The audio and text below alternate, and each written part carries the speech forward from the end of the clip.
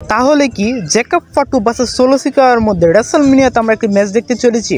তো বর্তমান স্টোরি যেরকমটা দেখা যাচ্ছে যে হয়তো আমরা গিয়ে রেসলম্যানিয়াতে দেখতে পেলাম জ্যাকব ফাটু ভার্সেস সোলো সিকাওয়ার মধ্যে একটি সিঙ্গেল ম্যাচ। সোলো সিকাওয়ার কি ফেস টার্ন হয়ে গেছে নাকি সে এখনো আছে হিল টার্নে? তো লাস্ট স্ম্যাকডাউনে আমরা যেরকমটা দেখেছি জ্যাকব ফাটু ভার্সেস সোলো সিকাওয়ার মধ্যে যে ফেস অফটি হয়েছিল, তো জ্যাকব ফাটু সোলো সিকাওয়াকে গিয়ে বলছিল যে তুমি এতদিন কোথায় ছিলে, তুমি এতদিন কেন এলি না? তো সোলো সিকাওয়ার বিপরীতে বলে আমি যেহেতু রোমানের বিরুদ্ধে ট্রাইবাল কম্পোর্ট ম্যাচে হেরে গিয়েছি, সেখান থেকে আমার মনটা অনেক দুর্বল ছিল বা আমি মনে অনেক আঘাত পেয়েছিলাম, সেই কারণে আমি কিছুদিন যাবত তোমাদের সাথে ছিলাম না। তো জ্যাকব ফাটু সেই কথা শুনে সেখান থেকে চলে যেতে শুরু করে। তো সোলো সিকাওয়া তার হাত আটকে দেয় এবং কি বলে আই লাভ ইউ জ্যাকব ফাটু, আমি চাই আনডিসপিউটেড টাইটেলটা তুমি কোডির কাছ থেকে ছিনিয়ে নাও, মানে কোডিকে তুমি হারিয়ে নিমি হয়ে যাও আনডিসপিউটেড চ্যাম্পিয়ন।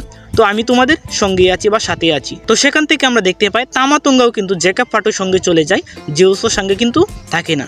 লাস্ট স্ম্যাকডাউনে আমরা দেখতে পেয়েছিলাম সোলো সিকাওয়া কোডিরসকে সামান স্পাইক দিতে গিয়ে সেই স্পাইকটি দিয়ে দিয়েছিল তামা তুঙ্গাকে। তো সেখানে আমরা দেখতে পেয়েছিলাম জ্যাকব ফাটু কিন্তু অনেক রাগান্বিত ছিল, সে চেয়েছিল সোলো সিকাওয়াকে অ্যাটাক করতে, কিন্তু না, সে শেষ পর্যন্ত সোলো সিকাওয়াকে কিন্তু অ্যাটাক করেনি। তো সেখান থেকে কিন্তু সেই ম্যাচটিতে হেরে যাওয়ার কারণে সে এলিমিনেশন চেম্বারে কোয়ালিফাই করতে পারেনি। তো সেই জেরে হয়তো আমরা দেখতে পেলাম জ্যাকব ফাটু হয়তো কোনো স্ম্যাকডাউন এপিসোডে সোলো সিকাওয়াকে অ্যাটাক করতে শুরু করবে এবং কি তাদের মধ্যে স্টোরি কন্টিনিউ হবে এবং রেসলম্যানিয়াতে ফাইনালি গিয়ে আমরা হয়তো জ্যাকব ফাটু ভার্সেস সোলো সিকাওয়ার মধ্যে সিঙ্গেল ম্যাচ দেখতে চলবো। তো আজকের ভিডিও এই পর্যন্তই। ভিডিও ভালো লাগলে অবশ্যই লাইক, কমেন্ট এবং কি সাবস্ক্রাইব করে পাশে থাকবেন। ধন্যবাদ সবাইকে।